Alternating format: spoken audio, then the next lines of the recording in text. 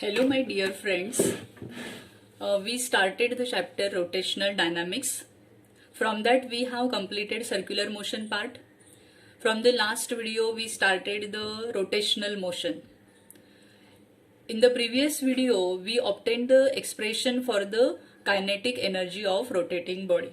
Also, we learned the formula for the moment of inertia. You might be remember that formula for the moment of inertia. Say along with me. Moment of inertia I is equal to summation mr square. I goes from 1 to n. So moment of inertia I is equal to mr square. This is the basic formula. Also we learn the formula for the kinetic energy of the body. Do you remember that? Please say along with me. E rotational, which is equal to half I omega square. And I give the hint how to remember this one. See, we know the E linear. That means whenever any body performs the linear motion, that means it moves along the line, its kinetic energy is given by half mv square. So in the rotational motion, I and the m from the linear motion, they are analogous with each other. And v from the linear motion analogous with the omega. This is the linear velocity v and it's the angular velocity omega. So 1/2 I omega square. So how you will remember? Half mv square, m analogous for I, v analogous for omega. So we learn in this way in the last video. Now today we have to find the expression for the angular momentum of the body. For that, let me revise again about the rotational motion. In the last video, I repeated so many times that sentence that whenever any body performs the rotational motion, its particles perform the circular motion. Okay, that means suppose this is the rigid body, it is rotating about this axis of rotation with the angular velocity omega. Okay. And so you know that this rigid body is made up of the large number of the particles. So these particles perform the circular motion. So suppose this particle is performing the circular motion, that means it is moving along the circumference of the circle. So whenever the whole body is rotating about this axis of rotation, this particle is moving along the circle and center of that lie on the axis of rotation. We learned in the previous video. So at that time, this particle also performs the linear motion because it moves along the, whenever it moves along the small part of that circumference, it is just like the straight line. So it is having that linear velocity and that linear velocity is tangential to that circle. That means, see, the body is performing the rotational motion, particle performing the circular motion, at the same time its linear velocity is tangential to that circumference. That means three motions are there in the rotational motion. And how these terms are related, we discussed in the last video.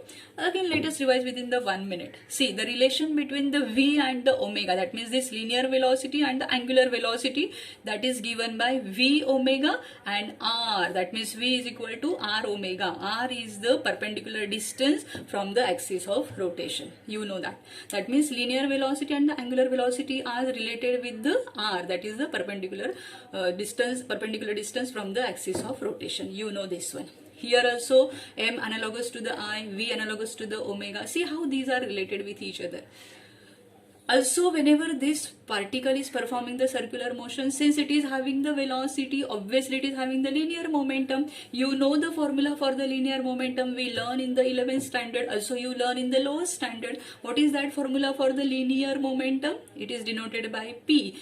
The linear momentum is the product of mass into velocity. That means P is equal to mv. P is equal to mv. Okay, P is equal to mv. Now remember this linear velocity whenever that particle is performing the circular motion. So the angular momentum of this rotating body, that is denoted by L. So this angular momentum and the linear momentum also related with each other. You can guess what will be here. That will be R. Like the V is equal to R omega. So L is equal to Rp. So by definition, or it's a definition of the angular momentum, that Rp, that actually given by in the vector form, vector L is equal to vector R cross vector P, and it is given by, the magnitude is given by L is equal to Rp sine of theta. But in short, you can remember L is equal to Rp. But how sine theta comes? Since there is a vector product of the R and the P. So how that, so what will be the theta? That theta is the angle between the R and the P, that we will see in the figure later. Okay, so you remember that L is equal to Rp sine of theta. Okay, now let us obtain the expression for angular momentum of rotating rigid body, that means for the L. Okay, very important derivation and very important formula. Now same way, let us consider the rigid body. It is rotating about this axis of rotation. You know that this part we have to show with the dots, because the only front view we are showing. Okay, so this axis of rotation we cannot see, so that part we have to show with the dotted line. Also this rigid body is made up of the large number of the particles, n number of the particles. So let us consider these particles. Suppose this is the first particle having the mass m1, this is the second particle having the mass m2. In this way there are the n particles. So let us consider the mn be the mass of the nth particle. Let us consider m1, m2 and the mn be situated at a distances r1, r2 and the rn. These are the perpendicular distances. Do you remember the same figure we draw while obtaining the expression for the kinetic energy of the rotating body? Same figure also we have to draw here. This body is rotating about this axis of rotation with the angular velocity omega. Now this particle is performing the circular motion. So let us show that circles, part of the circles here. Okay. Now in the case of the kinetic energy, we had shown the linear velocity because we required that one. Here we require the linear momentum because we want to find the angular momentum. So this tangential we have to show the linear momentum P1, this tangential P2 and this tangential Pn. So these are the P1, P2 and the Pn, these are the linear momentums. So if once you had drawn this figure by understanding, you can write the explanation on your own. What the first sentence in the kinetic energy, what the first sentence we had written? Do you remember? Consider the rigid body. So here also we will write consider rigid body. Consider let M1, you can write along with me, M1, M2 up to Mn be the masses situated at the perpendicular distances R1, R2 up to Rn from the axis of rotation. Okay, let P1, P2 up to Pn be the linear momentum of the particles. Okay, now here we know by definition, what definition we know, that L is equal, vector L is equal to vector R cross P and its magnitude is given by Rp sine of theta. Okay, now this theta is the angle between the R and the P, R2 and the P2, Rn and the Pn. That means theta is the angle between the R and the P, and you can see the angle is the 90 degree. Okay, so that L can be written as Rp. Okay, so this is the very important formula while deriving the expression for the angular momentum. Now from this we can write the angular momentum for the each particle. Consider the first particle. Let us consider the angular momentum for that particle as a L1. Okay, so that will be what then? Rp. But for the first particle, so it is R1, P1. Again you know that P is nothing but m into v, that is a mass into velocity. You know that. Okay, so this formula we have to use. Linear momentum is equal to mass into velocity. So P1 will be what? Mass into velocity, but suffixes will be m1, v1. Okay, again we can write, see, R1 m1 as it is, and v is equal to what? R omega. You know this relation.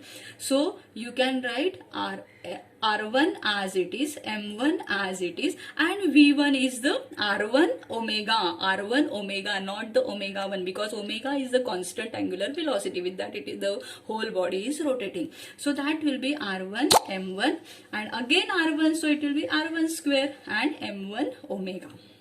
How this term comes? Because R1 M1 multiplied by the R1 omega 1, so R1 will be R1 square M1 omega.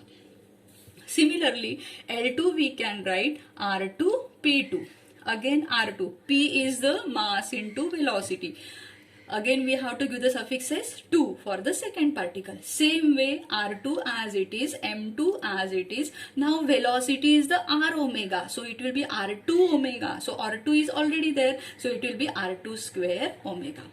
In this way, we can write for the nth particle also. How we can write? L is the Rp. Give the suffixes n and the n. Okay. Now that can be written as Rn. P, linear momentum. That will be what? M into V, mass into velocity. So mass into velocity. M will be n, V will be n. Okay. Same way Rn. Mn as it is, but V will be R omega, so R square omega. So let us consider this equation as a second equation. Okay, this as a, not second, but let us consider this equation as a first equation. So we have written the linear momentum for the different particles. So the total angular momentum will be of the addition of these terms. So the total angular momentum of rotating rigid body will be L. That will be addition of L1 plus L2 plus L3 plus Ln. Now we have to add all these terms. No need to add all this. We will add all these last terms. Okay. Now you can observe that omega is constant there. Okay. So we can write all these terms into the bracket. We can write the M1 R1 square. Is it okay? Yes. M1 R1 square plus M2 R2 square plus Mn Rn square, and omega is the common. If you will observe this properly, this term mr square, this is nothing but what? Moment of inertia. So we can write summation of mr square, give the suffixes I. So I goes from 1 to n, and this is the omega. So this will be, this term is nothing but the moment of inertia, which is denoted by I. So it is omega. So L is equal to I omega. So in this way, we obtain the expression for the angular momentum, that is I into omega. Okay. So this is the required expression. How simply we obtain the expression for the angular momentum of the rotating rigid body. Only you have to remember the basic formulae, that is the velocity, linear velocity is equal to R omega. Linear momentum is the mass into velocity, and by definition L is equal to Rp. V is equal to R omega, P is equal to MV, L is equal to Rp. Okay, so remember this formula, then easily you can obtain this expression. No need to by heart these terms. Only write the L is equal to Rp, P is equal to mass into velocity, V is equal to R omega. So in this way you will get these terms. Add all these terms, you will get the total angular momentum. So do the practice of this derivation, write it twice at home, refer the PDF sent to you. Copy those pages for the angular momentum of the rotating rigid body from that PDF. Write down that, listen my video, and then definitely you will understand that how to obtain the expression for angular momentum. Thank you, students.